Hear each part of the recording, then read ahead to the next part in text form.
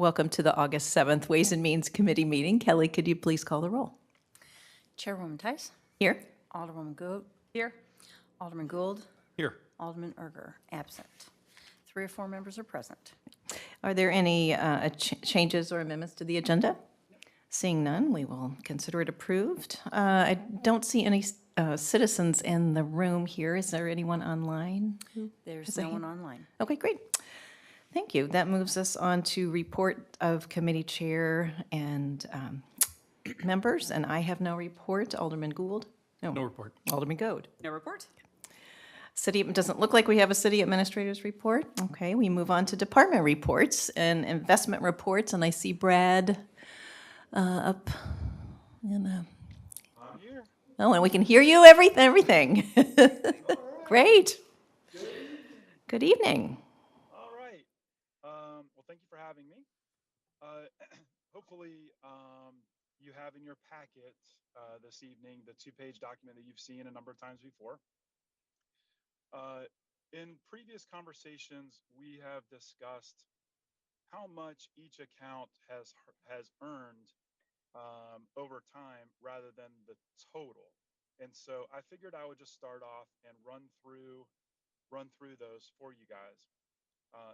If you take a look at the top spreadsheet where it says the approximate earnings in 2025, those 4 accounts on the far left are all the currently still active accounts that we manage for you guys.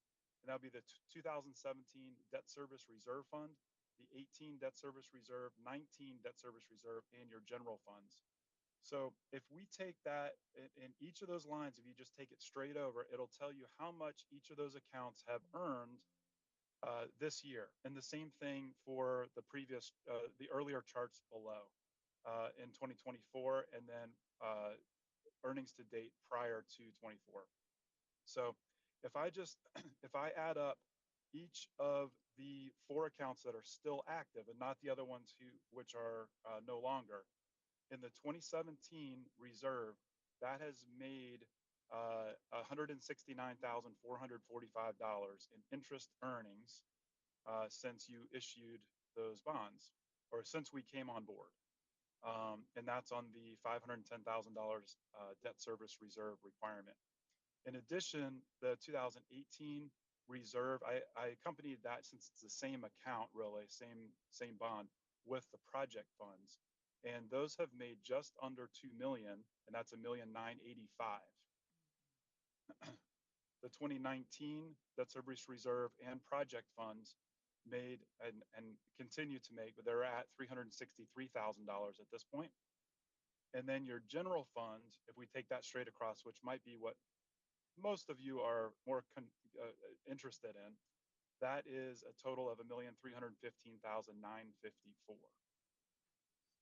So everything combined is $3,907,218. So 3.9 million, and probably 5 weeks or so, we will cross the $4 million line. So that's kind of exciting. Any questions before I run over to page 2? Brad, so far? No, doesn't look like it. All right. Page 2. This is just the chart that you all have seen in the past. You see their total earnings this year, $433,000. And each month of this year, you just see the monthly amount. And we peaked up a little bit here in the month of July, which earned about $63,000 in interest. So it brings us to a monthly average of just under $62,000 a month. Great. Any questions for Brad? No? Doesn't look like it. Thank you. Thanks for the monthly report and for the breakouts that you did this time. So All right. See you next time. Absolutely. Thank you. Have a good evening. Okay. You too. Next, I see financial statements, but there are no financial statements. Yeah, there are no July financial statements. They haven't been reconciled just Okay, yet. great. We had our meeting a little later last month, so we had more. Consent agenda, the only thing that I see is the minutes. Has everyone had a chance to review the minutes? Any additional changes to the minutes? No? Seeing none, they will be approved. Old business, there's no old business, and that takes us to new business. And it's the installation for network connections for 822 Hanley Industrial Court. It looks like Dan is coming up to handle that.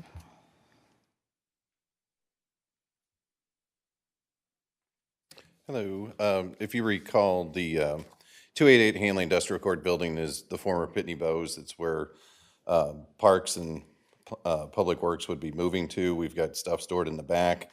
The office area, which is in the front that faces towards the police department, it doesn't have connectivity to any of our other buildings. So IT looked at it for budget purposes, considering possibly next year, but I actually have savings this year. So there were two different methods or possible methods to run a connection between the buildings. One was wireless, but it's limited in capacity, so the more computers you add and the more security cameras and things like that, it'll quickly fill up and won't be able to match future needs.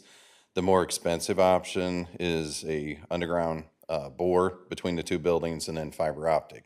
So that would serve any needs for future, so you wouldn't have to go back and switch out the wireless with wired. And then I put together a memo to show where the savings is. The cart tipper, we had budgeted $50,000 for. We actually got it, it's extremely cheap, I thought, compared to what we thought. We thought we'd have to replace the other one, like move it over and weld and do a bunch of other stuff. We didn't have to do that. They were able to get it on there.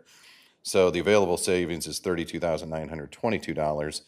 This quote for the fiber optic is $17,723, which if you were to approve it would still leave $15,198 and change in that particular capital line. So if we wanted to do it now, we have the ability to do it now. We would just need approval since it would be a budget amendment. So I have one question. I'll start if that's okay. Yeah. Do we have any immediate use for this, or is this just something you anticipate needing to be done and we can do it now? I was thinking if we did do it now, then some folks could actually move into the building. You could set up computers and they would be tied to the network. It would just be like working out of this building is connected to other buildings. And whenever we do actually move there, which I'm thinking sometime, I hope, with the redevelopment, We all hope it would that. already be done. One of the things we were considering for future budget cycles would be like the actual design. I know we put it in the past and then there was no immediate need for it, so we just kind of pushed it back. This would allow you to work out of the offices that are there, so that's at least a benefit. We are using the rear for storage. We created that makeshift ramp in the back, so. Great. Other questions?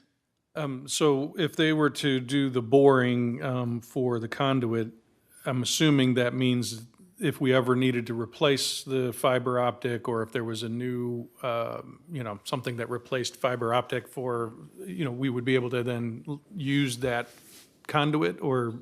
As far as I know, yeah, the conduit is point to point, and then you'd be able to pull something new, or if, say, somebody cut it, you'd be able to splice it and pull in new through that conduit. Yeah, that's why It's not direct buried, so. Right, and I think that's, I like putting in infrastructure that allows for servicing of the wires, but then also flexibility of, as maybe new technology that we don't even know about yet comes online, it's there to be able to pull it through. So, I mean, I'm definitely supportive of non-wireless, especially given the unstable nature of wireless that it could be. I think having a direct line would be very good. And to make sure I understand, so the original plan was to spend this money next year. We're just moving it because we have. We looked at the IT budget with Larry Covey, and, I don't think there was an original plan. yeah. As we start to work on the budget and there's needs in the building, this is something we know we would have to do eventually. So because it was identified now and there's savings, we can either do it now or do it later, but they're already using the building, which is why we're bringing it to you now. Okay. And is there any thoughts on the other 15,000? Is that, Not at this time. okay. So this is just straight, we have excess, we have a project on our punch list. Let's do the project on our punch list?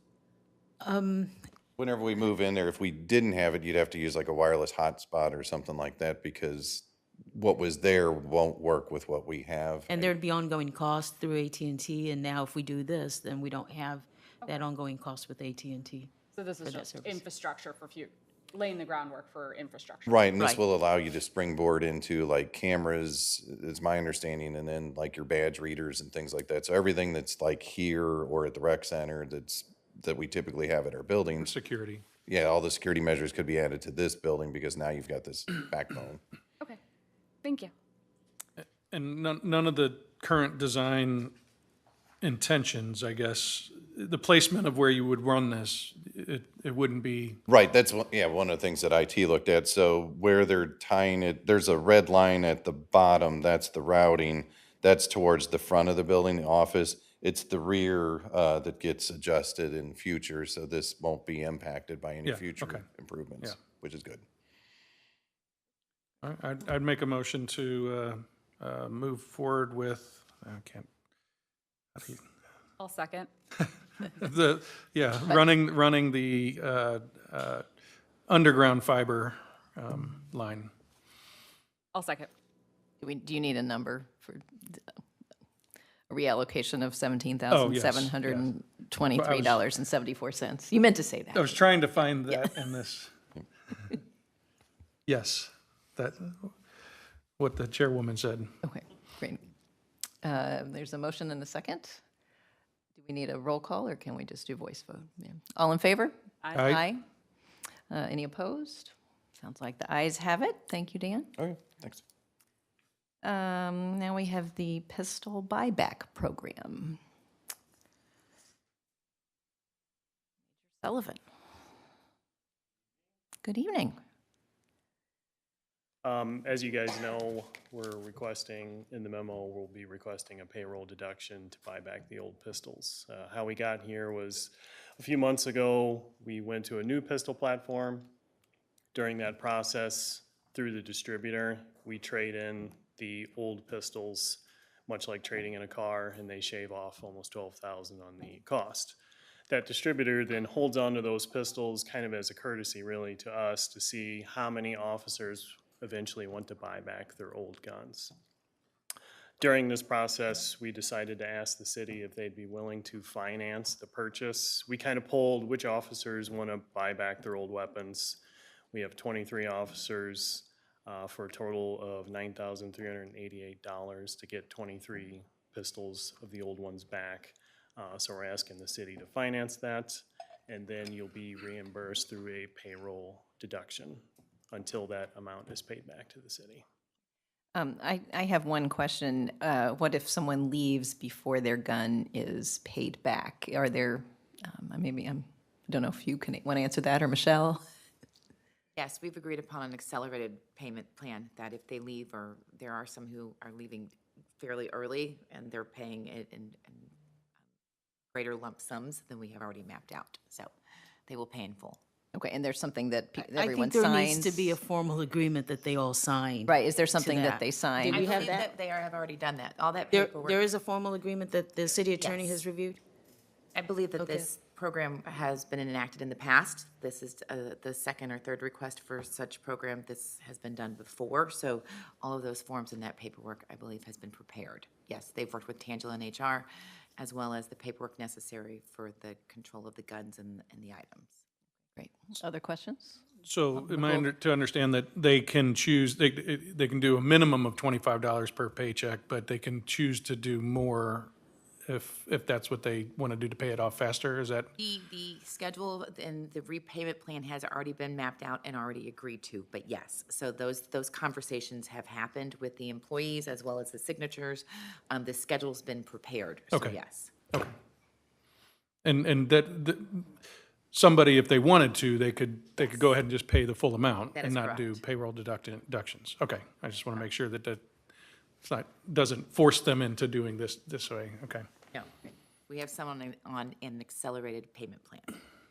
And then as far as I'm sure we have under 9,388 in the budget somewhere to float this, and so is that just in the, what department is that coming out of? It'll come probably out of the supplies for the police department. And then, so it'll just get replenished Yes, and into it will the get supplies? replaced every time with every payroll, yes. Okay, Gould, do you have any? Oh, I'm sorry, are you finished, Alderman? good. Go, Mike. Are you finished, I'm Alderman finished, Gould? yes. And Alderwoman Gould, do you have anything?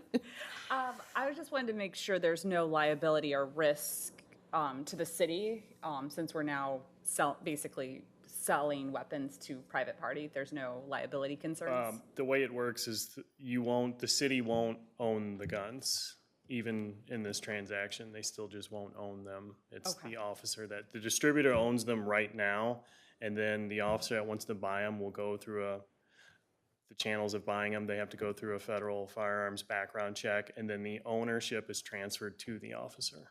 Okay, so there's no liability No, the risk city to us doesn't, with city selling doesn't guns? own them now, and they won't own them afterwards. Okay, so no liability issues. That's correct. Okay. Is there a motion to approve the pistol payroll deduction plan? So moved. Second. All in favor? All right? Yes. Aye. And doesn't sound like any are opposed, so it sounds like it's approved, so thank you.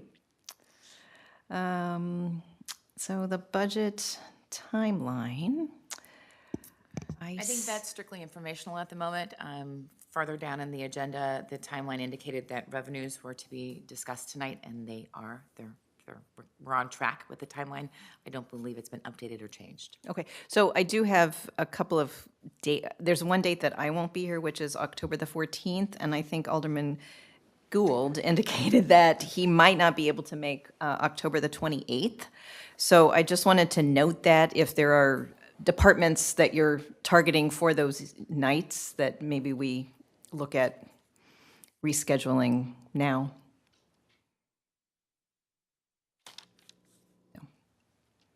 We don't need to do it at the meeting, but just so you're aware. Okay. Great, so now, anything else with just a calendar for us? No, so as we internally, if we update it, we'll just place the updated dates out here, so that way everybody just makes sure we stay on track and everybody has the information available. Great. Okay, moving on to presentation of the 2025 proposed property tax rate. Annually, we need to set the tax rates. They need to be set by October 1st. In the packet, you will have information. There is a memo about the tax rates, as well as the public hearing. We need to have a public hearing, so in order to meet the October 1st deadline and have the first and second hearing, we are bringing it to Ways and Means first. And the packet shows the notice for the public hearing, the assessed values, as well as the rates to be enacted. We are not setting the tax rates for the library. We have been in communication with them. We did it last year. This year, they are fully aware that they are setting theirs and going through the exact motions to get that accomplished. But we are available should they need some support. So we've stayed in touch. Any questions? Michelle? Motion to, okay. Make a motion to the proposed 2025 property tax rates be submitted to full board. Second? I'll second that. All in favor? All right? Aye. Sounds like the ayes have it. So that will move on to the Board of Aldermen. Great, thank you. Moving on to item E, revenue forecast discussion for 2026 budget. This is a bigger one. Yeah, I'll handle this one. So, the 2026 revenue, just as a mainstay, has, when you look into your packet of information, it's overall pretty flat. That's been the synopsis and the general census, even in the finance officer's world that I'm associated with. We are all staying pretty flat. There's a 1% overall increase for general fund. And I think that holds true for the rest of the funds as well. There's nothing significant. Capital improvements is down about 1%. And stormwater is down around 2%, but we're not asking for any major increases. in any of our budgeted revenue. That is different than last year. When we put together the 2025 budget, we actually did an overall increase of 8% in the general fund. So in order to come into 26, we really did try to even out 25 budget to make sure that 26 was a little more manageable and understandable. So as we sort of go through the line items, once again, there shouldn't be any real big unpredictable items, because we did sort of try to address those when we got to the 2025 budget. Like I said, it was a bigger increase in 25, so 26 doesn't have a lot of highs and lows. Are there any immediate discussions? For general fund, we'll start with general. So I have a question on general fund. Cablevision, it seems that we did not, it's just so small. I know, I'm finding it, yes. So it's toward the top. Line 4060. It seems like that's been trending down the past few years. For whatever reason, 2025, oh, that's the approved. We haven't been hitting the number. We're not close. In 23, there was a lawsuit in the settlements with Cablevision. So the lawsuit has the dollars trickling in, and they're supposed to start trickling in either semi-annually or quarterly. So part of it was waiting on the lawsuit, which did wrap up last year. Okay, so you are anticipating Yes. additional revenue. We are anticipating additional revenue, correct, Cola? That's your understanding as well? Okay. Yeah, so there was the lawsuit did wrap up last year, and we are expecting additional revenues. Okay. And then last year, I recommended that the planning department increase their numbers, which looks like you're on target to meet, so I'm glad about that. They look still pretty in line. Is that something we should look at potentially increasing again? Or Whitney's back there shaking her head, but maybe. I know, I had the internal conversation, so I'm glad she's here.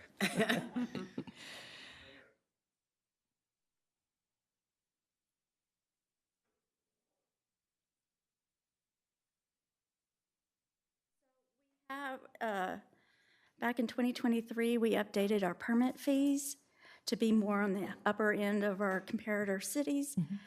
We did look at to see if any of the other cities have adjusted theirs. There wasn't a large adjustment, so we don't think that we should up the permit fees any further at this time.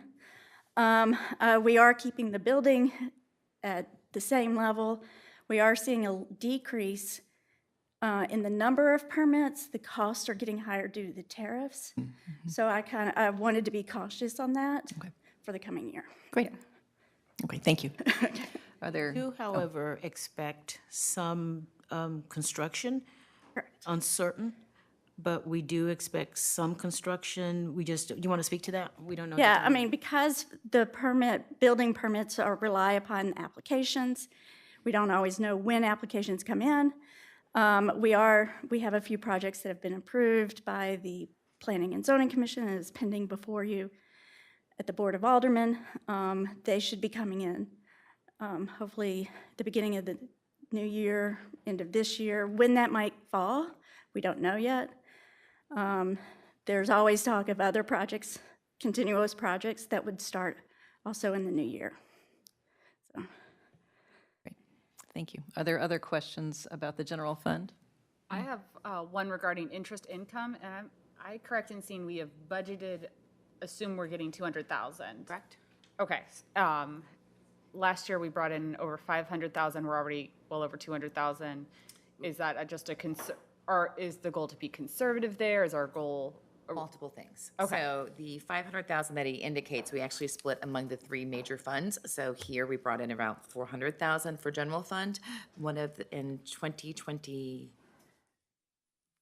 towards the end of 24 and into 25, we actually reduced our investment income by $2 million so we could purchase the Public Works facility. So that we actually have less funds in 25, 26, 27. We're waiting on FEMA and SEMA to give us those funds back to replenish the dollars being used towards the interest income.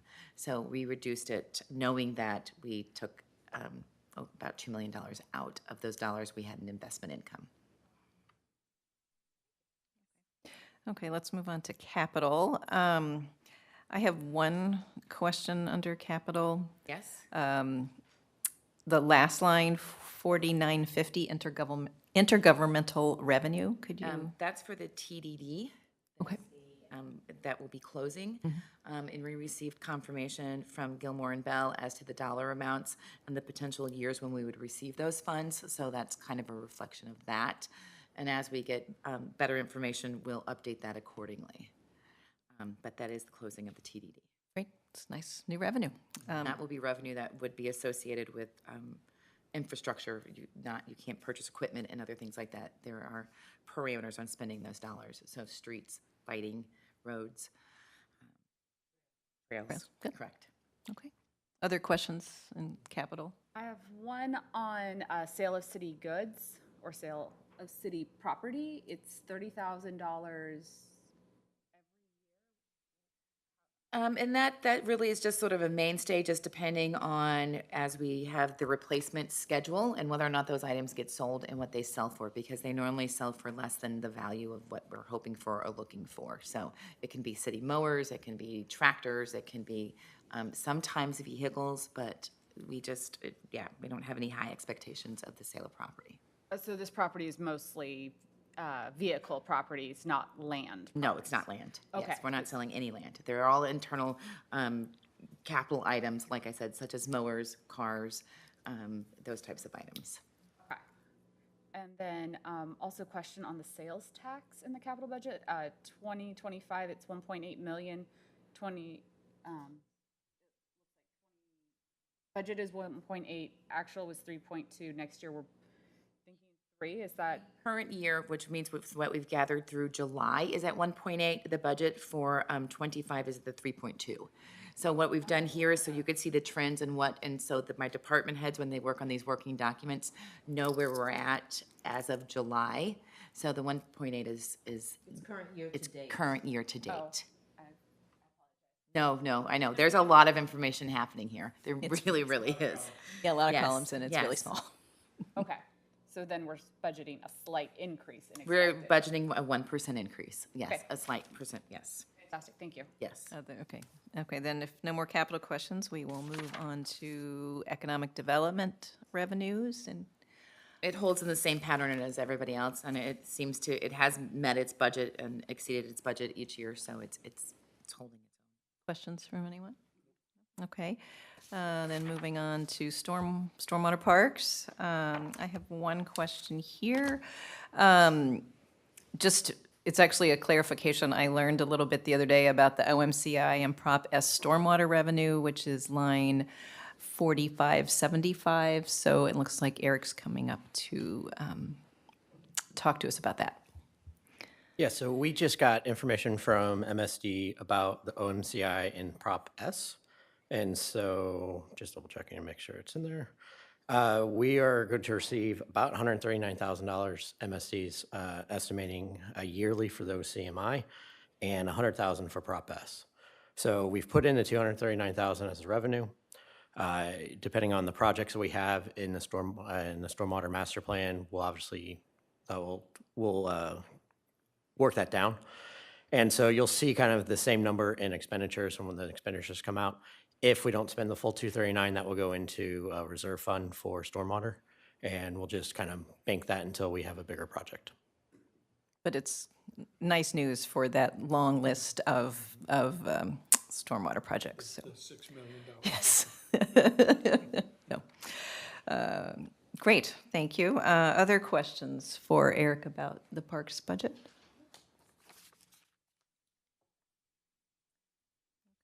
And then the sewer improvement fund, I have no questions. Yeah, sewer's driven by the tax rate, so, yeah.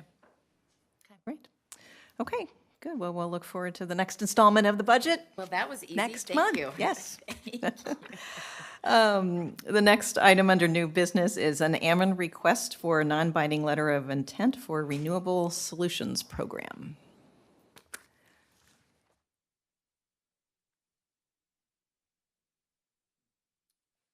The Renewable Solutions Program, some of you might recall, was discussed at Public Works Committee, and then I know Eric discussed it at Sustainability.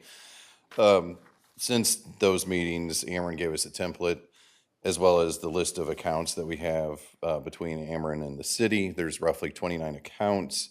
When you look at each facility, it ranges as far as like what percentage of the total bill it represents. So I looked at City Hall, it's roughly 6% of the total kilowatt hours in a year. And then looked at the rec center, which, as they pointed out, that's like 72% of the total kilowatt hours used in a year. And then lastly, looking at 100% of the accounts. So according to this RSP program, you get credits for participation as far as what level you want to do credit-wise. You could do 6% for this, you could do 72% for the rec center, you could do some combination of buildings, or you could do a total of 100%. What that would mean is instead of them using fossil fuel plants, coal, gas to produce power for these facilities, they would use their solar plants that are coming online. So right now they've got one in Bowling Green, Vandalia, those are coming online later this year. And then lastly, Warrenton, which I believe is sometime in 2026. So if we wanted to, there is cost. There is no savings. You're getting a credit, but you're also reducing your carbon footprint. So the trade-off is if you want to reduce carbon emissions, then you have to pay more, and then they're going to use that to help sell subscriptions to the plant. So what that really means is this 15-year commitment for like City Hall would be roughly $13,938 in net present value. It's going to run about $1,700 a year, and then towards year 15, there's savings because there's more credits, because there's more people subscribing in theory. The most expensive would be is if you were to do all accounts, that's $28,401 a year. That's a premium onto your existing bill.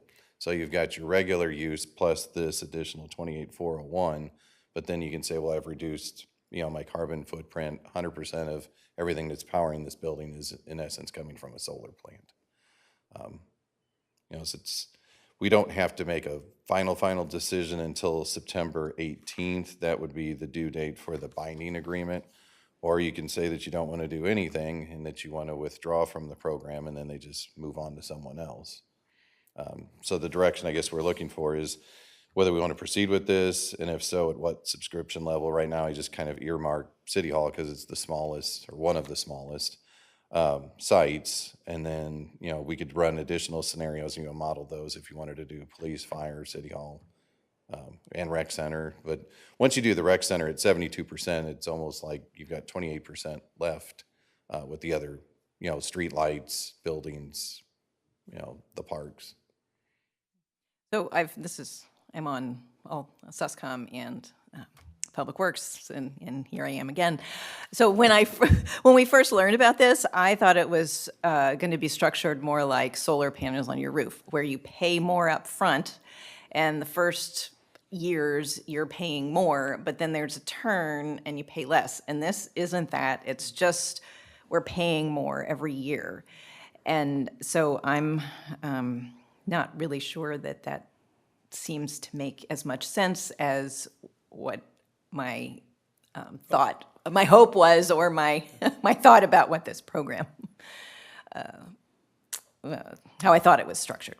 So, there questions? Yeah, I'll second that too, because I noticed in the closed documents, there is an escalator, and every year the price we pay goes up. So we're not, my original thought was, we're going to lock in our rate for 10 years. This is wonderful. And we're going green. Love that. Love the idea of going green, but it seems like we're paying a premium every year. And given that we just set our tax rate, or our tax rate proposal, and our revenues, are our finances, my question would be, is our finances so rock solid with a surplus that we can afford to do this, given other priorities?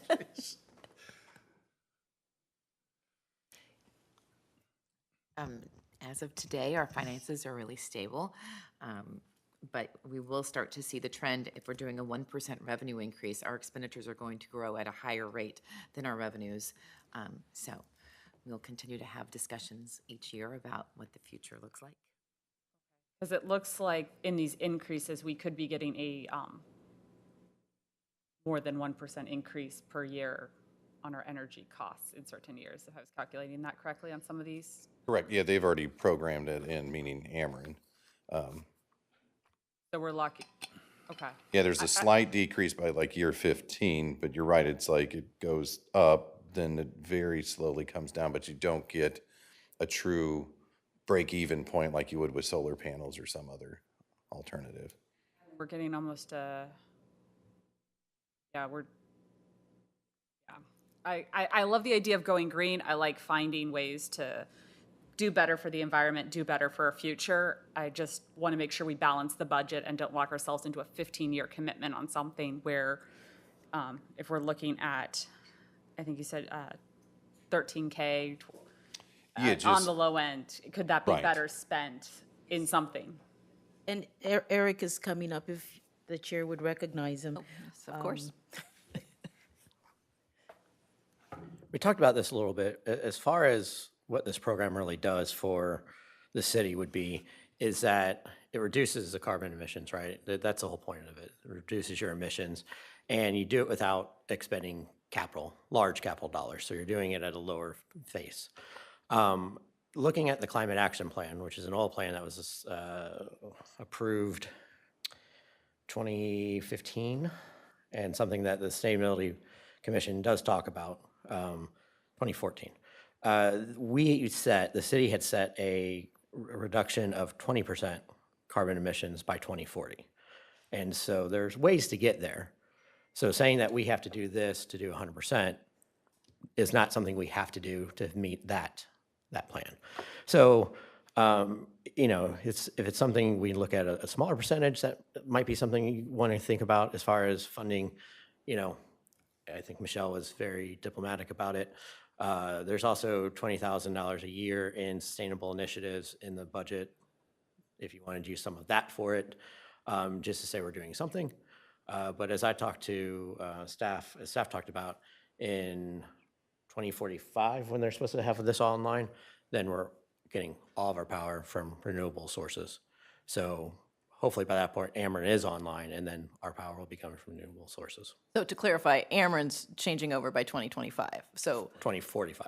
2045. Yes. And if our goal is by 2040 to be renewable, Ameren's right there in within 5 years. So Ameren's going to do it for us. Sure, yes. Yeah. Yes, unless, as Dan said, the demand is so high that they have to go meet some of that with their coal plants still, but they're pushing hard to be renewable by 2045 themselves, which is great for everyone. If that's the case, which I love the green part, but it makes it me less willing to pay a premium for something I'm going to get for free anyway, especially we could do other energy efficiency projects, make a building more green so it uses less energy overall, replace a boiler somewhere or a heating unit somewhere that's burning fossil fuel or highly inefficient.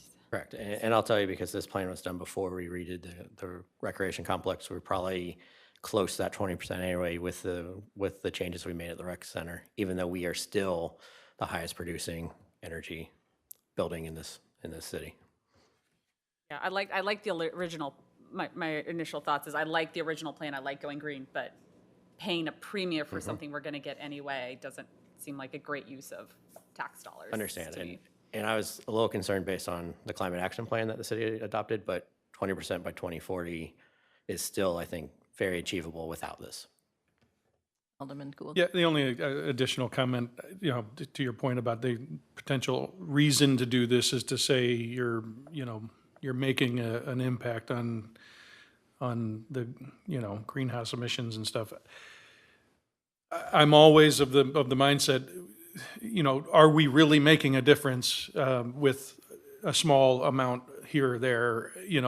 It seems to me that this program would be better served as a regional effort that St. Louis County and some of these, not just municipality by municipality, which costs us a lot of money, but then doesn't really make that much of an impact. So our return is from a green standard is costing us a lot, but we're really not making that much of an impact. So I think I'd like to see something bigger, that maybe a regional thing or partnership between several municipalities to make a larger impact before we'd even consider something like this. And I agree that we could probably apply it to, we have a lot of buildings, you know, one being Public Works, and we talked about in the Parks Master Plan, some potential changes to the rec center. We've talked about the future vision of City Hall. I think we can put money into those renovations that actually serves a better need for reducing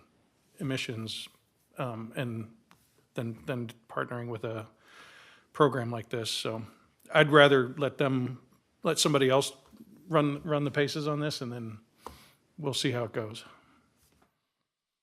Okay, it does not sound like there's much enthusiasm from this group. Do you need anything else from us? How do we go that we are no longer And are we participating? does it need to go to Public Works? We were Half going to of discuss it in Public Public Works Works are- next week, and then we can issue a letter. Okay, September 18th is I mean, the, do you need a formal recommendation from this? yeah. okay. Concurrence throughout. Okay. Great. So I'll try to make a motion to recommend, we already have a letter of intent. So would the recommendation be to resend that letter of intent? I would, yeah. Okay. Is I can write a formal one to them. there a second? I agree, I second to rescind. Okay. All in favor? Aye. It doesn't sound like any are opposed, so that passes. Moving on to citizen comments. Is there anyone online, Kelly? No, ma'am. Okay. Great. Seeing no further business